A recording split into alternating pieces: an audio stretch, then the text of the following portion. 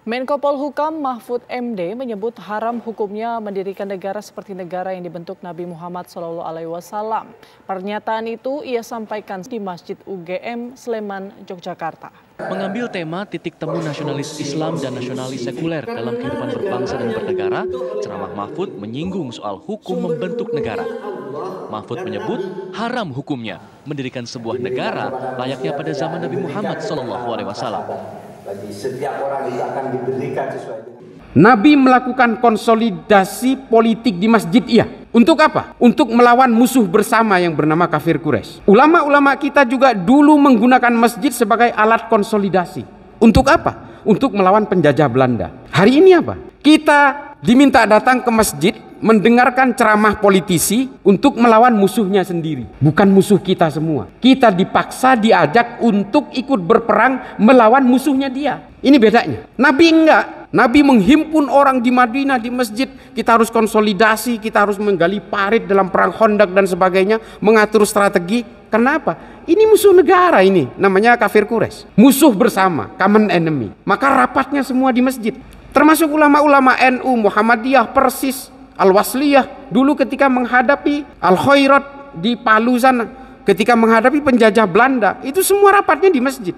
Karena memang musuhnya Belanda, musuh semua orang. Hari ini kan enggak. Partai nyebarin amplop di masjid untuk membayar orang supaya ikut memusuhi musuhnya dia sendiri. Padahal kita nggak ikut musuhan sebenarnya. Kita ditarik untuk ikut bermusuhan musuhnya dia sendiri. Offside ini nggak boleh. Islam tidak punya tradisi seperti itu.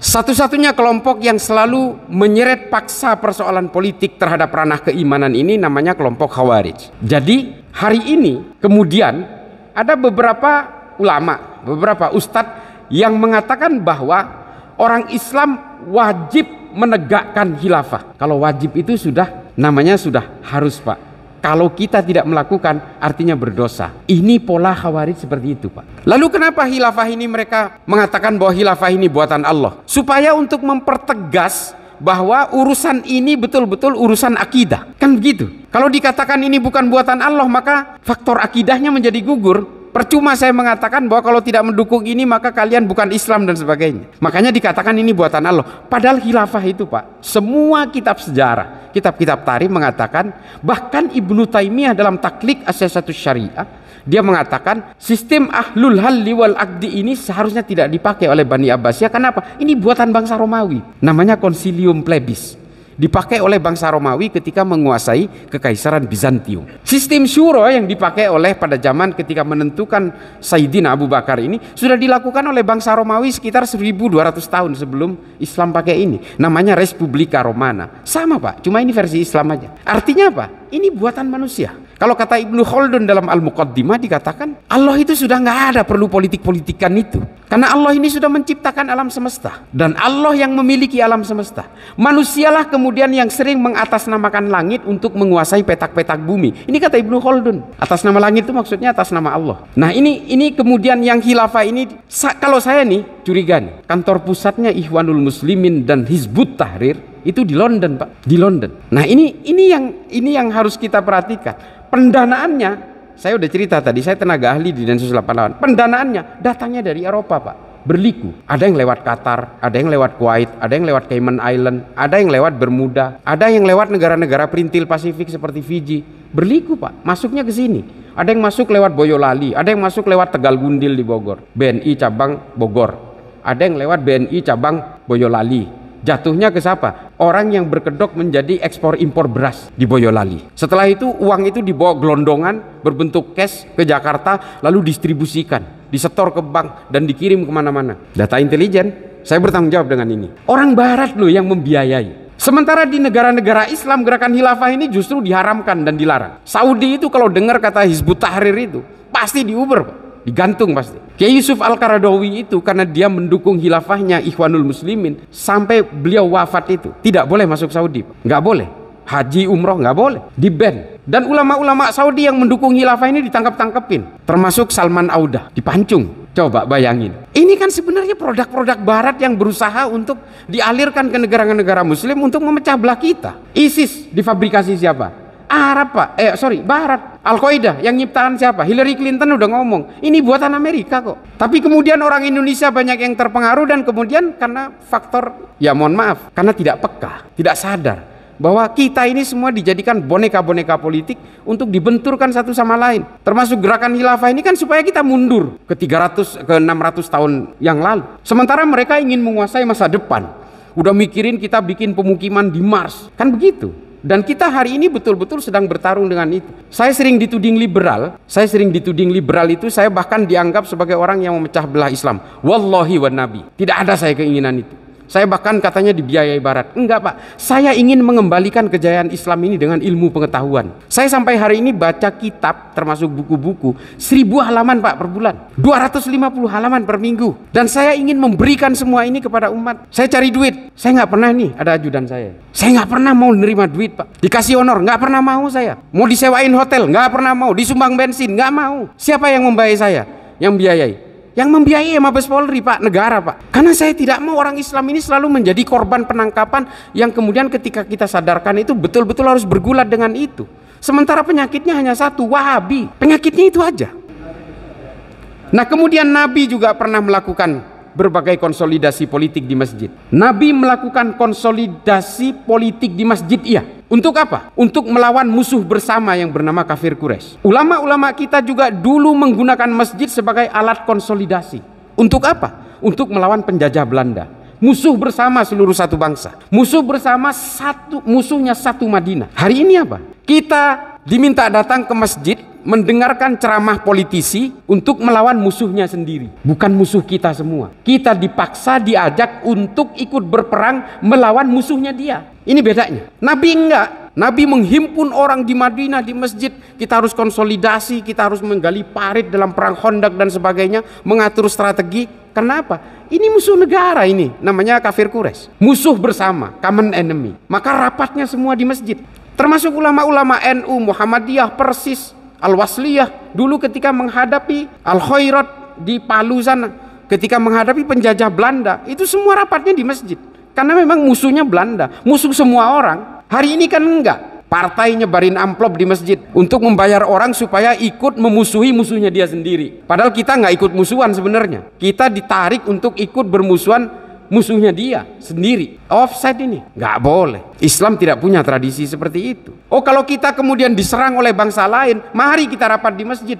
Kita angkat pedang dari masjid, angkat senjata dari masjid, boleh Pak. Orang-orang Palestina itu rapatnya kebanyakan memang di masjid, di daerah Nablus, dari Ramallah, di tepi Gaza, di tepi barat, di Gaza. Memang semua konsolidasinya di masjid, karena musuhnya musuh bersama. Mau orang yang di tepi barat atau yang di Gaza, itu musuhnya Israel semua. Bahkan orang Syiah, Hezbollah yang ada di Lebanon pun memusuhi Israel juga, karena memang musuh bersama Israel ini, Zionis ini. Boleh menggunakan masjid. Nah persoalannya politik-politik kita hari ini kan semuanya itu atas nama partai. Ayo kita musuh.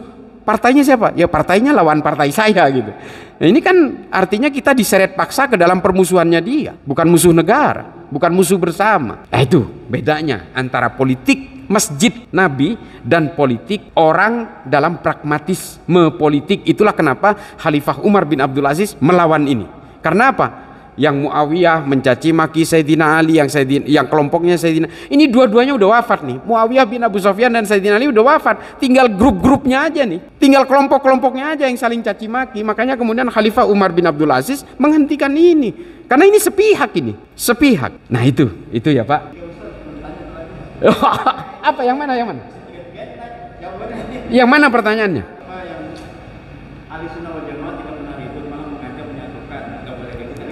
Oh iya, yang jadi gini.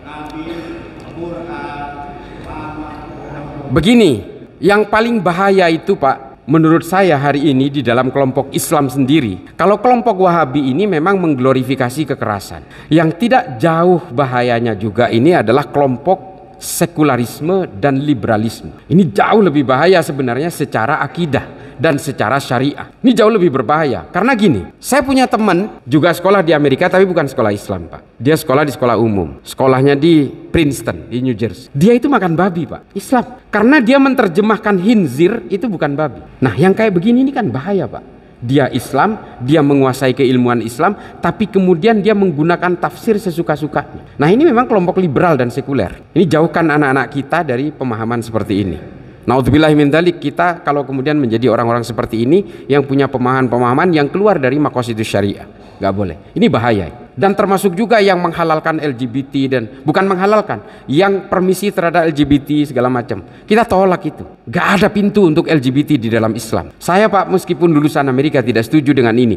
Menghargai keberadaan mereka iya, tapi jangan kemudian ini dilegalkan atas nama agama atau dengan undang-undang negara. Nggak boleh Pak. Rusia aja yang kayak gitu mengilegalkan kelompok ini, nggak boleh Pak. Saya juga nggak setuju itu. Ini dilegalkan, apalagi ada pernikahan sejenis yang harus dilegalkan. Saya nggak setuju sama sekali. Saya pernikahan beda agama aja. Kalau kemudian laki-lakinya ini non Muslim, saya nggak setuju. Saya tetap berpegangan kepada itu, tetap berpegang kepada konsep pernikahan ahlul kitabnya Nabi. Nah, ini kelompok-kelompok liberal sekuler ini buat saya terus terang harus dihindari. Karena ini halus sekali Pak. Halus. Meskipun ada banyak tokoh sekuler dan liberal yang kemudian insaf pada akhirnya. Banyak Pak. Teman saya yang tadinya liberal, ini tapi kalau yang belum insaf Pak, puasa pun dia nggak puasa Pak. Sholat pun nggak sholat. Banyak Pak. Ya mudah-mudahan kita semua dijauhkan dari pemahaman seperti ini. Kita betul-betul melekat secara akidah maupun secara syariat. Itu aja, itu kita harus jauhkan. Tapi tidak kalah pentingnya adalah ada orang yang kemudian menggunakan jubah-jubah kesalehan dan jubah-jubah agama yang justru mengagitasi kita dengan penghakiman dan pengkafiran terhadap orang yang berbeda. Ini nggak boleh Pak. Kita ini kan semua hidup dengan tafsir-tafsir. Apakah kemudian kita ini semua sama tafsirnya? Belum tentu Pak. Kalau kita ke Mekah Pak, ada yang sholatnya sendakep, ada yang sholatnya itu lurus begini, ada yang lagi sholat itu netein anaknya yang ibu-ibu, ada juga yang sambil sholat itu baca ayat di HP, macam-macam. Tahu nggak mereka dengan yang berbeda-beda ini? Semuanya mengaku Islam dan semuanya mengaku benar Pak. Nah, itulah tafsir. Tapi setidaknya Pak, yang paling indah dari proses ketika berhaji atau umroh itu, saya baru pulang Pak sebulan yang lalu, saya umroh. Nah, yang paling indah dari situ adalah itulah satu-satunya ritual ibadah di dalam Islam yang setiap aliran apapun mengakui bahwa itu adalah tempatnya orang Islam untuk melebur dosa. Yang Syiah juga melakukan haji, yang Syiah juga melakukan umroh ke Mekah, yang orang-orang aliran-aliran yang aneh-aneh di Afrika juga melakukan haji ke Mekah. Artinya semua sama di situ Pak. Tawaf, sa'i dan sebagainya. Mereka melakukan perenungan ketika mabit dan juga sama-sama sepakat untuk melawan kejahatan ketika di Jamarot, ketika kita jumroh. Itu semua sepakat, nggak ada dispute Pak, nggak ada perdebatan di situ. Semua aliran, semua tafsir, semua madhab, semua sepakat. Itulah satu-satunya. Nah, artinya apa? Di tempat pusat epicentrum kosmik bumi yang bernama Ka'bah inilah kemudian semua orang yang berbeda dalam tafsir apapun kemudian harus melebur di situ untuk tetap menyembah kepada Allah menurut dengan koordinatnya masing-masing. Orang Islam ini kan semua kan beda-beda Pak. Nggak usah urusan jauh soal ibadah lah. Soal air liur anjing aja kita berbeda banyak. Ada yang najis mughalladah, ada yang najis biasa. Jadi perbedaan-perbedaan dalam tafsir ini tidak bisa dihindari. Tapi semua kemudian sepakat bahwa kita semua menyembah kepada Ka'bah arahnya. Kita nggak menyembah Ka'bah, tapi ini adalah medium sebagai epicentrum kosmik. Semua sepakat. Orang Islam di seluruh dunia itu menyembahnya, arah menyembahnya itu ke Ka'bah sebagai mediumnya di situ. Karena ini adalah pusat kosmik. Nah itu ya Pak.